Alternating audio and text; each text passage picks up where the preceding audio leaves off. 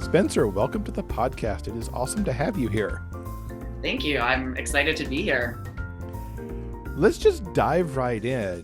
What can you tell us about what is coming up this spring? Because you haven't revealed too much to the world yet about what's coming. What can you maybe tease us with? That is very true. I have been keeping things under wraps for a little bit longer than I sometimes do, but that's because I've got a project that I'm really excited about, and I'm a bit of a control freak, so I tend not to want to share until I have everything all perfectly planned out. But I have a new 3-book series coming out this spring, and I'm really excited about it. It is going to be a companion series to an existing series of mine set in the same place. So I have an existing 3-book series, my Murphy Brothers series, which is set on an island off the coast of southern Georgia. And it's very idyllic, touristy, and fun. And I just love the setting. And as the series name would suggest, Murphy Brothers, it's about 3 brothers. And I had a lot of fun writing their story, getting into some family intrigue and background with them. And I also had a side character who I adored and who I had many readers tell me that they also adored. And I really wanted to write a story for him. But I finished the 3-book Murphy Brothers series, and I didn't just want to throw together this sort of 4th tagged on book for the side character. I really wanted to wait until I had something perfect for him. And the second half of 2020, as I was turning my attention to other books, actually, I had a lightning bolt of inspiration. And I realized that there were a couple other side characters from other books that weren't even in the Murphy Brothers series, but were canonically within the same world. All of my books are technically in the same world. I just don't always make all of those connections super apparent. And I wanted to get better at that. I wanted to really reward readers who have read my back catalog and have fun with connecting people from different series and bringing back favorite faces and everything. And so I had this lightning bolt of, oh my gosh, I'm going to make a new 3-book series with 3 new characters. Well, they're new in that they're getting new books, but you've seen them in some other places before. And it's also going to be set on the island of Summersea, and the Murphy brother characters are going to show up, and it just kind of ties everything together. And it was really fun to get to go back into that world. But I'm not delving quite so much into the family intrigue of the Murphy family. Now I get to explore other people's lives. And so I got to do some of my favorite tropes. I'm just really excited about it. So I'm going to be sort of reissuing the Murphy Brothers series. They're just getting new covers because I'm really excited. And Kate Ashwood is a cover designer who I love, and she made brilliant covers for those. And she designed the covers for the new series, which is going to be called Rebel Hearts. And I don't want to tell any more yet because I'm still lining a few things up with release dates and everything. But there are going to be 3 new books coming out this spring in the Rebel Hearts series, and I can't wait for people to read them. That sounds super exciting. And I love how you had the lightning bolt moment. Those are so fun when you're like working on stuff over here, and then it's like, zap, here's this new thing, which of course you probably want to go work on right then, but you can't. Completely. Exactly. What made you want to come back to that island? You've got other series out there. What was it about the island that was like, this is where I'll do all my tie-togethers? Well, I have a few different series. One's another small town series set in northern Minnesota, which is pretty close to my heart because I live in Minnesota. One is set in New York City, which is the opposite of a small town. And I love both of those settings, and I love those characters. Some of them might be showing up in these new books just a bit. But what I loved about the island of Summersea, Georgia that I created is, it's 2 things. One, I just really like that part of the country. It's not where I grew up at all, but I think it's beautiful. There's something about being in that sort of intracoastal waterway, that area with those islands and sort of that marshiness. And it's not quite tropical, but there are some palm trees and it feels very lush. I know a lot of people hate humidity, but I'm the opposite. I really like humidity. I don't do well in drier parts of the country where it gets super cold at night. So California would not be great for me. But there's something about that sort of that feel of being on a sea island in that part of the country where like the air is kind of thick and smells really good, salty and all jasmine-y and everything, that I love being there and visiting when I can. And I love getting to go back there when I write. And then the other thing was just when you create a world and you've put so much time into it, you develop an affection for it, for the small characters and the settings that you'd like to go back to. I didn't feel like I was done with it yet. I had more that I wanted to explore there. And I felt like there was a perfect little place where I'd created a fertile garden plot for more things to grow. And so it was a really ideal place to, like you said, do that connection of some other series and other characters in a place that felt really special.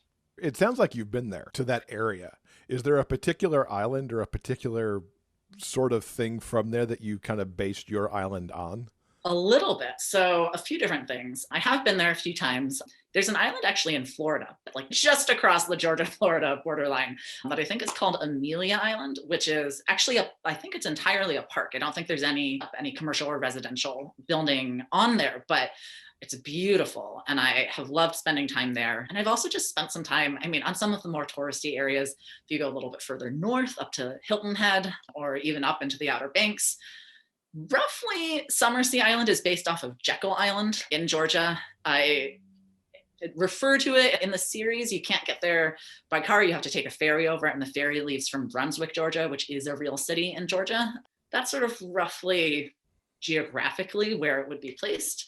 But then I just kind of made it up. I had fun creating this lore, all the history of how the towns were founded. And there's something about small towns that's really fun. You get to invent all these festivals and, the town newspaper and the town horticultural society and stuff. That's just, I don't know. It makes you feel like you're like this. It's the same thing as being really into Legos, right? Did you ever have a lot of Legos as a kid and you get to create this whole world that you're just the god of, and you get to move everything around and make it perfect? It's just, for me, it feels very much like that. I love that. And then tying everything together, I love that as a reader, where it's like, oh, I know those people. They're from over here. Yeah, it's like that feeling that you get sometimes when you see a friend out of context. At first, it sometimes even takes you a second to place them because you're like, wait, I know you from high school, but now I'm seeing you at a restaurant in, the place where I live now that I'm in my 30s and I haven't seen you in 10 years. But it's that feeling of excitement of like, I know you, and worlds colliding. And when it happens in books, it's even better because the people who are colliding are favorite characters. In real life, maybe you don't like that person from high school. Maybe you don't want to run into them. But in a book, it's fun to get to bring together people who I love and who I know readers will love. And it just feels like magic. So many of your books are in series. You've got very few standalones. What draws you to series? So I have an answer, which is going to sound very not literary, but I think it is honest. And I think it all goes back to my misspent youth being very obsessed with some TV series on, well, I guess it was the WB at the time. It is now the CW. But I was just the right age to be a fan of Dawson's Creek in its heyday, of Buffy the Vampire Slayer, of Felicity, of a bunch of shows that were it was my first experience really with TV shows that told these serialized narratives. And yes, there were some standalone episodes, but it was just so much richer if you had seen the episode that came before and we're going to see the one that came after. And I just loved getting to see characters that developed across a whole series. And even if they weren't necessarily a main character for like the first 2 seasons, they could get an episode in season 3. And it was so much more rewarding if you'd been with them and seen all the little changes they'd been through up until that moment. It was so rich then to see them get that focus. I think I'm kind of a sap. I hate when series end, whether it's books or TV. To this day, if I'm going to watch something on Netflix, I am much more likely to pick a TV series than a standalone movie, just because if I get invested in characters, I never want to let them go. And so obviously it's a little bit different in how I write my romance novels. I try to make them fairly standalone so that you can drop in on book 3 of a series and you don't need to have read books 1 and 2. Because each book is going to focus on a different couple. And so you don't need that background information. to understand and to be totally swept up in the characters and the story of book 3. But it does reward you if you've read the other ones. I mean, I love it. I love reading series like that. I love it when other authors do that. And so I just, that's sort of how I write naturally. It just is kind of fun. And I will tell you a secret is sometimes if I get an idea for a plot or sort of a trope that I think might be a little bit iffy or might be something that some readers might be a little bit on the fence about, if you're writing a series, you can kick that book to the end of the line, but you can tease those characters out so that by the time you get to that book, people are salivating for it. And so they're maybe a little bit more likely to like take a chance on a trope that they might not have just because they're like, man, I want to know what happens to this guy. Like I've been watching him all in these books. And so I just have to know. So I'm going to read this, even if it doesn't seem like it's normally my kind of thing, because they're invested. And so that's a little, I don't know if that's what that says about me, if it's insecurity or just strategy, but it kind of. I'm going to take it as strategy and make a note of that for myself. And I think that you just maybe gave a little bit of author advice to those in the audience, a little tip from Spencer. I will cop to that. I do it. I have done it multiple times and it feels a little bit, I don't know, a little bit safer. And it's just fun. Sometimes I just like to kick my favorite character to the end of the line because it gives me more time to spend with him. Of course, I say favorite character and then immediately I'm like, no, but they're all my favorites. I love all my children equally. But I wasn't going to call you out on that one. I won't say I should backtrack. It's not my favorite character, but just a character. So here's another bit of author shop talk. You know how sometimes you break your characters in a pairing down into the easy to love character and the hard to love character. And sometimes you've got a character who's just real hard to love. And you know that you love them, but they're prickly and they can be a little hard to break into. And so it's kind of, you get to spend more time with them. And it means that you get to really do them justice when you get to their story. So I like that. What makes for a good series setup that you're going to want to take and spend 3, 4, 5 books in? I think it's a matter of finding a setting that feels rich enough, or at least a world that feels like it has enough potential that you're not going to get bored of writing in this place. I mean, and some series really are sort of world spanning. And so if your connective device is it's a family, but they each live on a different continent, then sure, you're not writing in the same tiny little small town the whole time. But if you are writing in a small town, make it a place you like mentally spending your time. But I think it's just, for me, what drives all of my writing is characters. Almost all of my books start out with some kind of moment, some pivotal scene that's usually somewhere in the middle of the book, actually. That's some conversation between the two characters. And it's just, there will be some dynamic that I get obsessed with. And I keep returning to it and it'll come back to my mind as I'm drifting off to sleep over and over. And so I think often what I'll do when I'm considering a new series is I kind of go through my mental Rolodex of those scenes. And I think, okay, is there any way to put all of these scenes, all of these pairings into one world? And so for me, it's really character dynamics. It's figuring out, do I have enough characters that I'm interested in that it could even build a series? And then how do I come up with relationships among them that gives it some kind of a hook? I mean, they don't all need like super hooky hooks. It doesn't have to be like, yes, they're all spies and an elite agency that is based in a small town and uses code names based off of, I don't know, dog breeds or something. It doesn't have to be like super specific. It can just be like a group of friends. But what is it about that group of friends that has you excited? Because I think if you're excited about it, that translates to readers being excited. I think people can tell when you're passionate and when characters seem real to you. Now, I'd be remiss if we didn't talk about 2020's holiday books. You had 2 books out in the holiday season. Then you followed up with one that was part of that big Winter Wonderland giveaway. Now, we're certainly not in the holiday season in this moment, but I got to ask, what sparked this flurry of holiday writing that you had at the end of last year?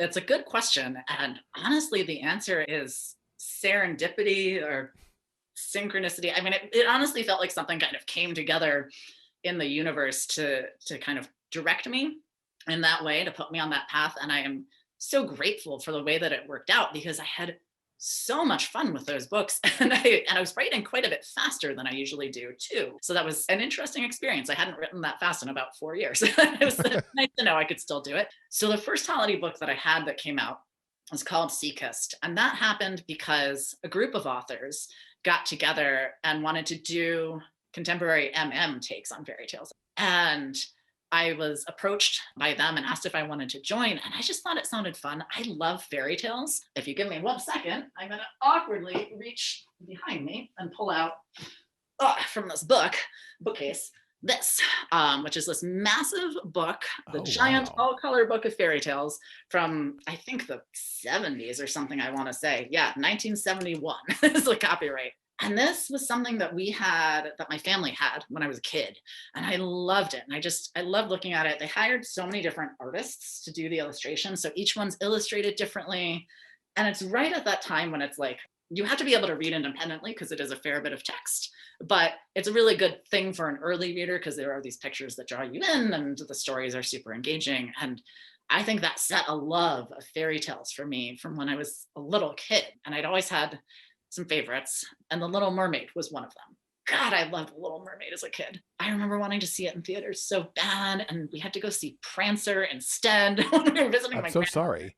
Oh, it is a saga, and not to speak ill of the dead, but I'm still a little bitter about my grandmother. She's passed on, so I won't say anymore. But anyway, eventually I saw The Little Mermaid, and I don't know. You're a kid, you like swimming, and you think the ocean's cool, and I loved it. So when I was asked if I wanted to do this fairy tale retelling series, I was really excited. And I said, yeah. And I wanted to do something with The Little Mermaid. And ended up taking it in a very different direction from how I thought. I really randomly had a dream that this never happens to me, but I had a dream that just dropped to the plot in my lap. And it was no longer exactly The Little Mermaid. It was now and it was an amnesia book. That was the trope. And it was about somebody who had escaped from a kidnapping. And the Little Mermaid tie-in was that this person has woken up on a beach he has no memory of how he got there, and he doesn't know who he is. And he also can't talk because of some injuries that he sustained escaping his kidnappers. So that's kind of the Little Mermaid tie-in. And then it actually goes its own way. But I really loved it. It was sometimes I think one of the best spurs to creativity is giving yourself a little bit of structure. It's like, how do we know that sonnets are good? You have to have the format of a sonnet to then be able to judge which ones are good and which ones are bad. I think it can really encourage some creativity there. And that's what I found the structure of the fairy tale sort of framework to be for me, as it really, pushed me to write a bit of romantic suspense, which I'd never really done before. So that was fun. And then the second holiday book that I wrote, Xoxo Santa. So it's funny. So you mentioned that yes, that was the holiday book. And then I wrote a follow-up for the Winter Wonderland giveaway. That was called, oh my gosh, there's a very naughty New Year's. That was what it was called. That was going to be bad if I couldn't remember the name of my own story. So originally I had the idea for Xoxo Santa. I thought it was going to be 15,000 words. And I was like, oh, I'm just going to bang this thing out over a weekend. It's going to be super fast, super easy to write. And I am a chronically, not just slow writer, but also very long writer. I pulled a Spencer. I did what I always do. And I was like, this will be super short. And then I wrote 70,000 words and was like, well, crap. I really loved what I'd written, but it no longer made sense to do it for the Winter Wonderland giveaway because it was Christmas themed. And the Winter Wonderland giveaway wasn't happening until after Christmas. And sure, you can read Christmas books in January. Plenty of people do. I do. But I wanted to actually publish it before Christmas if I could. And so plus it felt kind of, I think I neglected to mention this about Seakist, which was the other holiday book. That was sort of Hanukkah themed a little bit. And so I sort of felt like it would be fun to balance out, have a Hanukkah book and then a Christmas book. And so then knowing that I wanted to give Xoxo Santa to get it out before Christmas, I needed something new for the Winter Wonderland giveaway. So I wrote a follow-up, A Very Naughty New Year's, with the same two characters, but it was just them 2 weeks after Xoxo Santa finishes. So like very quickly picking up with them just a little bit further on in their relationship. So much so, I loved getting to come back to them. And I still feel like there's more to tell in their story. So actually that is a goal of mine for 2021, is to really truly finish their story and wrap it up And I don't quite know if it'll be holiday themed this year, but it'll probably be coming out sometime this fall, some kind of final book that'll sum up what happens to those two characters, Blake and Henry, because I love them so much. They're such a hilarious couple. The whole thing with the Winter Wonderland story and the sex toy that goes missing was an absolute riot. Thank you. That was, I don't even know where that inspiration came from, other than just like the horrid recesses of your mind. That's like, what's the worst thing that could happen to you involving a sex toy and your family? So it just, I don't know. My mind was in the gutter when I was writing that one, but I had so much fun with them. They're so light. It's just, a lot of my characters have kind of like familial trauma, and they don't. It was really nice to write characters who just get along with their parents and have supportive parents. They're also very young. They're both college students, and so their families play a bigger role in their lives than a lot of my characters who are further on in life. So yeah, that was really fun. The one thing I will say that I was kind of not sad, but I'm a little sad, disappointment slightly to me from that run of holiday books was that originally Xoxo Santa. So it's a online mistaken identity, online dating book. That's sort of the trope. Originally, it was going to be a camboy book. I had the whole title in mind. It was going to be Camboy Christmas, and it was going to be about this guy who had the equivalent of a sort of OnlyFans-ish account. That was going to be the basis for how he got together. And as I was writing it, I sort of fell in love. This often happens to me. I'll have a trope and I'll start writing the two characters and I'll be outlining it. And I fell in love with the two characters, with Blake and Henry, and it just didn't make sense for them anymore. Like, that wasn't the right trope for them. And whenever I'm in that kind of a bind, I always make the decision to go in favor of whatever works for the characters. I will always re-outline, change the plot, whatever, just to make it feel true to the characters rather than changing the characters to fit the plot. But I still liked the idea of doing some kind of OnlyFans-esque thing. And so, not to spoil anything, but that is a trope that is going to show up in my 3 books that are coming out this spring. You will see a little bit of that because it was too good an idea. It was stuck in my head and I was like, I got to do something with this. So that was kind of part of the lightning bolt moment for me with those books. I was like, oh, wait a second. I can still do something with this trope. I'm just going to move it over to characters where it makes more sense. That's good. I'm glad you're still getting to do it. I was wondering if it might be Christmas 2021, but I think now it'll be in this series. So that's good. You're getting to work with it. Yeah. I think I will probably do something as a holiday book this year, but we'll just have to see. I mean, I'm sure you know how it is where it's like you have these grand plans of how your calendar looks when you make it in January and how super regimented you're going to be about getting things out on time. And then life happens. And it all falls apart. Or at least gets shoved over a little bit. Yeah, it falls apart in a way that we'll say it's creative destruction, right? It like breaks open new possibilities and you follow your muse, but you don't follow the deadlines you set. I think I'll take that creative destruction kind of phrase and use that for myself because that sums it up to a T, I think. I used to be obsessed with watching, back when I had a TV and had cable, I loved watching house renovation shows. And I watched this one, it was about building cabins in remote corners of Alaska. And there's this one episode I was watching, and one of the guys, he's doing stuff on the build site, and people come at the end of the day and are like, well, it doesn't look like you did anything. And he said, progress makes a mess. And that just stuck in my head. I was like, that is a mantra to live by, because so often when you're making forward progress, you have momentum, things look worse before they look better. But it doesn't mean that things are broken, and it doesn't mean you're going in the wrong direction. It's just things can look chaotic for a while. Let's talk origin story a little bit. What got you started writing? That's, it's funny. I would have had a very different answer to this question even just 2 weeks ago. But a year ago, my parents gave me a bunch of old papers and things they've saved from my childhood. And they were like, we don't want this in our basement anymore. It's your problem. You deal with it. And so I've been going through them for the past couple of weeks and have been surprised to see how many old stories and creative writing assignments and stuff they had saved, and that I've actually, when you can get over the sheer mortification of looking at old things that you've written, which is, always, there's a certain level very real there.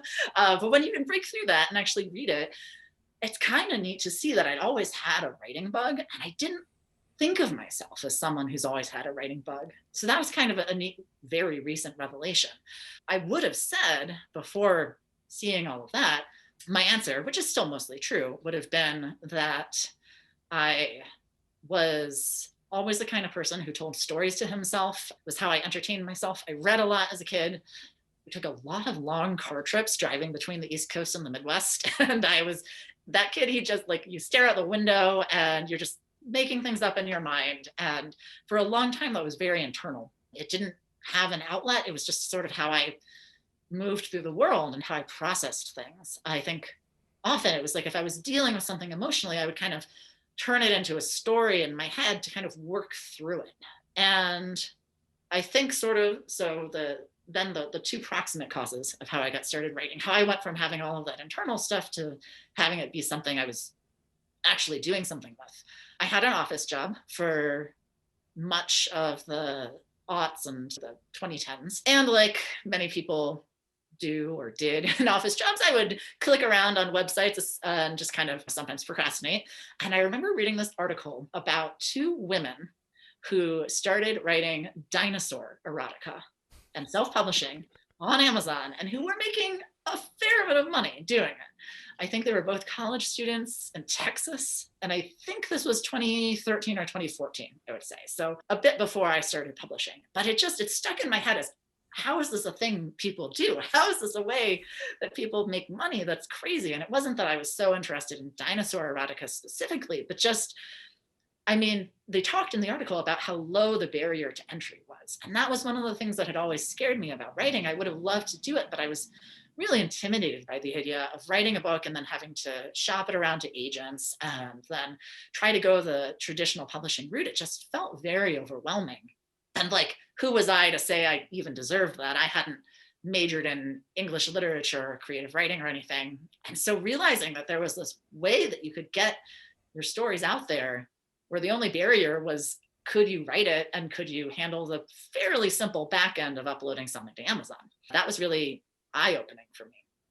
And I remember then a couple of years later, I was still at the day job. There were things I loved about that job, things I still love. I mean, I still consult for them occasionally, worked with some great people there, but it was not, in the end, the right fit for me because I kept wanting this creative outlet. I kept feeling like I wanted a job where more of myself came through what I was producing instead of producing things that were, I was proud of what I was writing there. I was working at a nonprofit organization that did language and education research and test development. And we were doing really good work, but it's fairly anonymous. My name wasn't attached to anything that was getting put out. And I just wanted something with more creativity. And I have a good friend, and we used to do this thing back when I lived in DC, where she lives, where each season we would have a Saturday where we would go and we'd do as many seasonal things for that season as we could in one day. So we'd have like a day of winter and we'd go ice skating and we'd have to have hot chocolate and we'd have to go and do all these wintry things.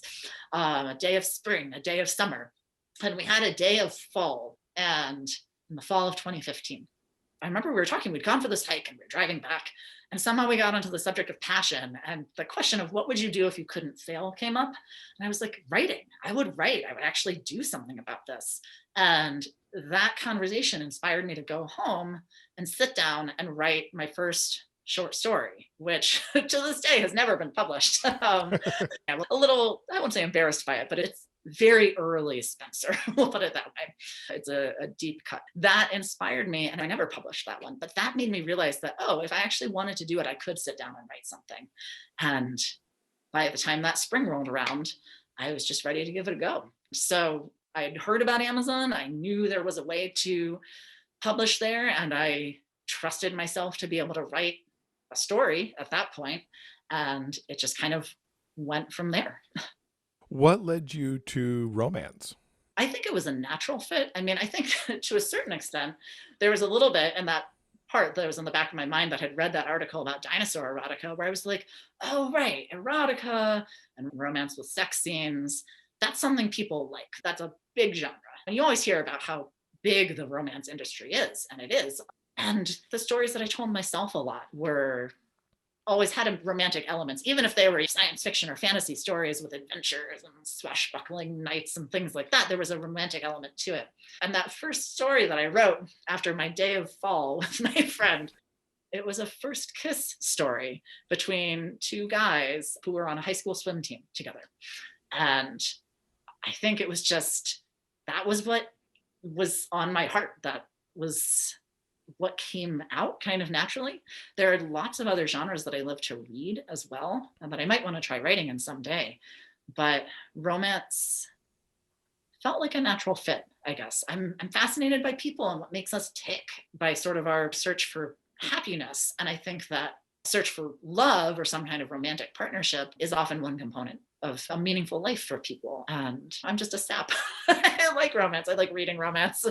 So it just felt like a very natural fit. And to have it be romance just made sense, because that was, I mean, I hadn't transitioned yet at that point, but it was almost like beginning to write romance was like my way of beginning to admit to myself, before I was ready to admit to myself that I wanted to transition.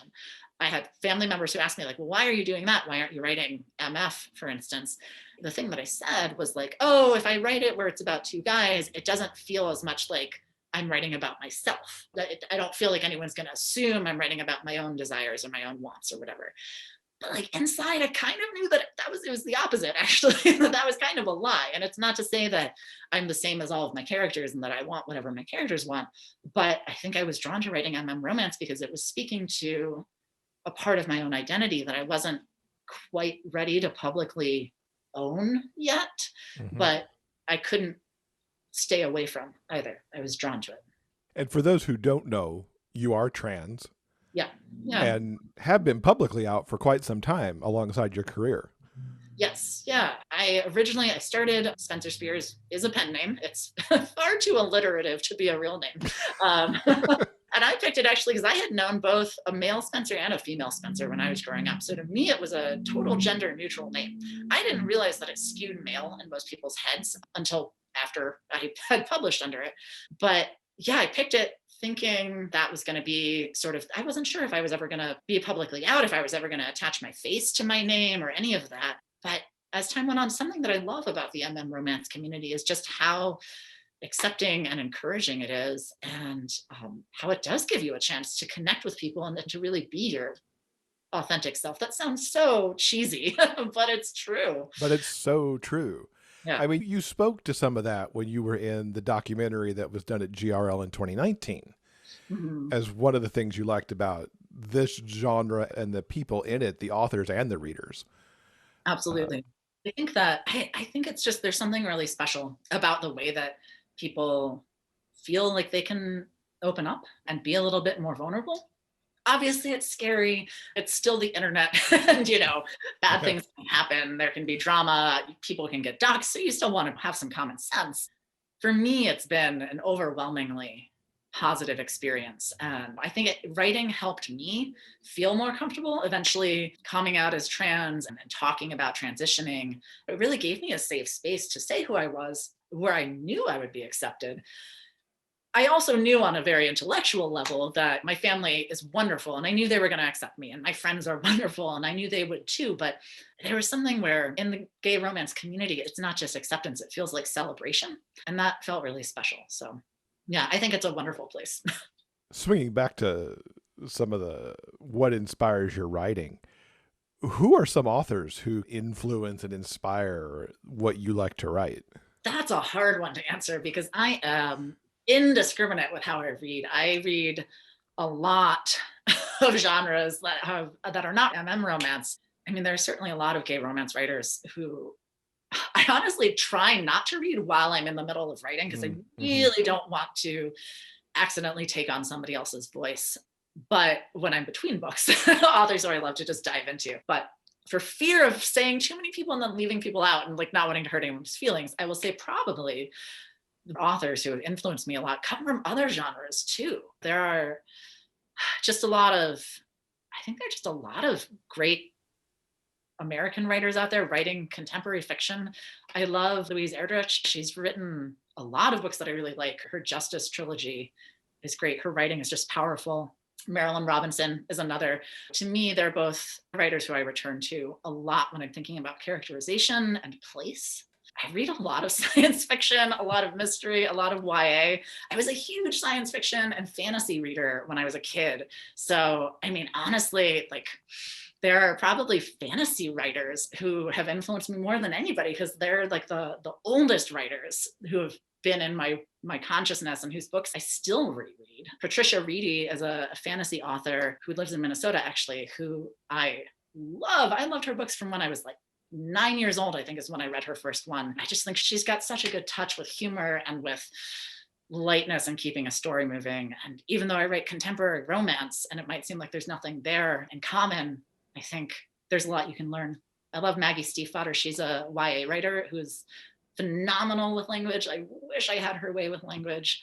A lot of gay, like LGBT YA writers who I love, Adam Silvera, Benjamin Syons, Abdi Nazemian. I just read his book, Like a Love Story, which I loved. So yeah, there are too many to list. I feel like I'm influenced by everybody who I'm reading. So I try to be selective about who I'm reading when I'm writing so that I don't take on too much of somebody else's voice and write with my own instead. You mentioned a bit ago that there were themes and genres that you really haven't worked with too much yet, and I hear a lot of fantasy coming through there. What are some things that you would like to see yourself take on in the future? That is a great question. I think one thing that I've done a little bit in my Murphy Brothers trilogy, for instance, is I was getting into some family history and family mysteries and background. And that was fun for me because it was a chance to introduce a few mystery elements into the story. And I built it up slowly over the course of the 3 books. So it wasn't like each book was like a crime of the week to solve, but it was kind of these characters delving into their own past and what had happened across generations. And by the 3rd book, there was also a little bit of like actual mystery town intrigue, and there was some spying and stuff, and all in like this very still quaint small town setting. It wasn't like I was writing a thriller, but that was fun. I love cozy mysteries. That's another genre I adore. And actually, I'm thinking to just really quickly tie back to a question you asked me earlier about settings. Summersea Island, which is the setting for my Murphy Brothers series and the upcoming Rebel Heart series, is a little bit influenced by a cozy mystery writer, Carolyn Hart, who writes this series, Death on Demand, that's set on a sea island in South Carolina, I want to say. I just love her, and I love that setting, and I'm absolutely sure that setting sort of influenced Summersea for me too. But I love cozy mysteries. I'd love to write a gay cozy series someday. I think it would be fun because often with cozies, you'll have a sleuth and they have a love interest, but you get to see that relationship build over so many books. Mm-hmm. So instead of wrap it all up and get to a happily ever after by the end of one book, you've got however long you want the series to go on. And it's not that you have to keep them apart until the end. They can get together earlier, but it's just, you get to really deepen the relationship and keep coming back to it. I think that could be fun. I definitely do think I've got some fantasy in the future because it's just a genre that I've always loved.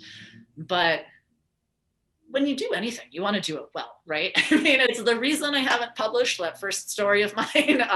You kind of don't want to show people your early efforts because you don't want to disappoint them.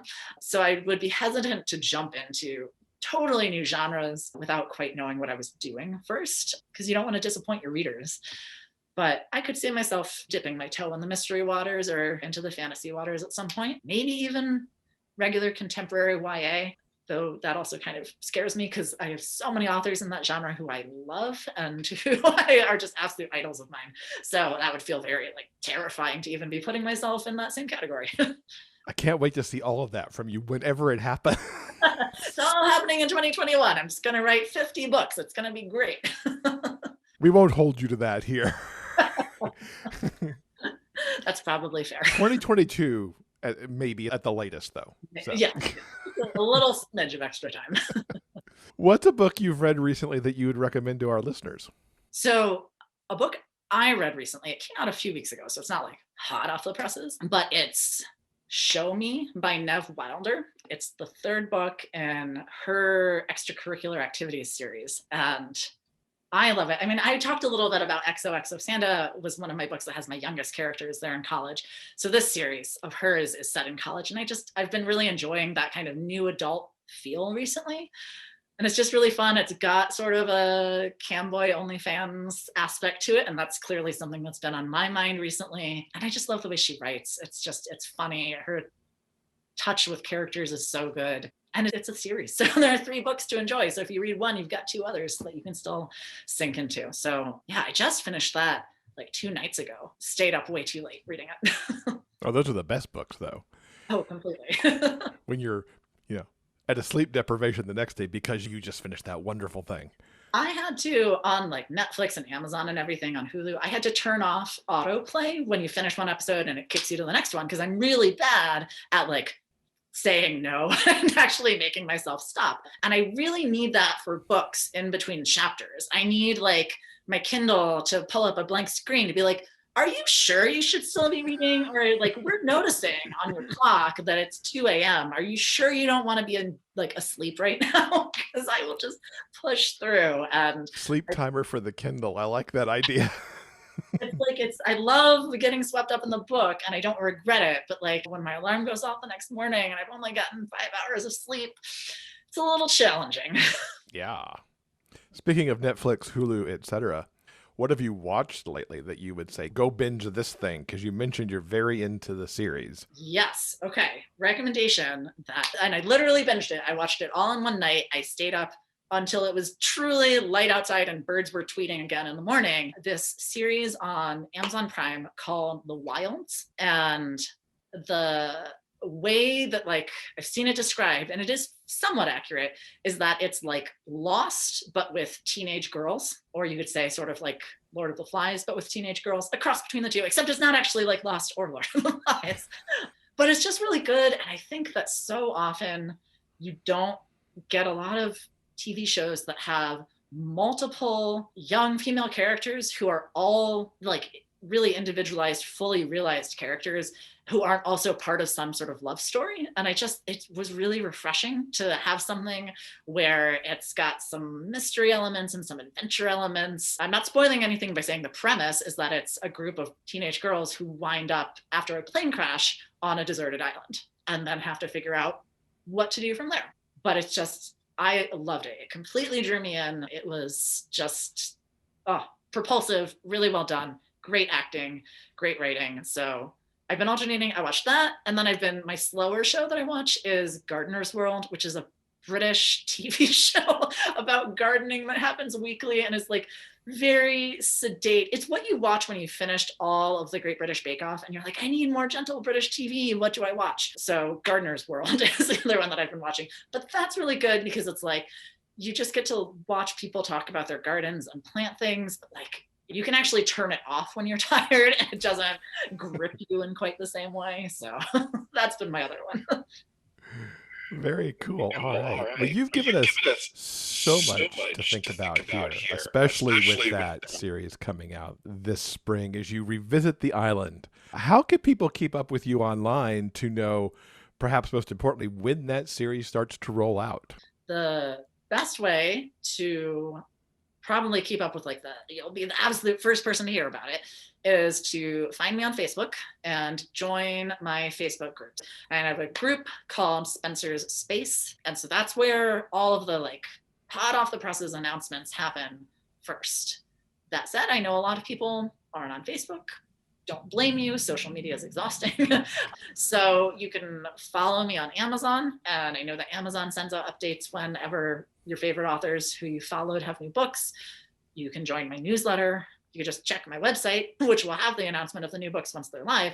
You can also join my newsletter from my website. So that's probably the simplest way to find it. So yeah, that's how I announce things, is on Facebook and then on my newsletter. And once they are live, they will be on Amazon and on my website as well. We will link to all of that in the show notes, along with the books and TV that we've talked about. Spencer, it has been so wonderful talking to you. I'm glad we did this. I've had a lot of fun. This has been really great. Thank you so much for having me.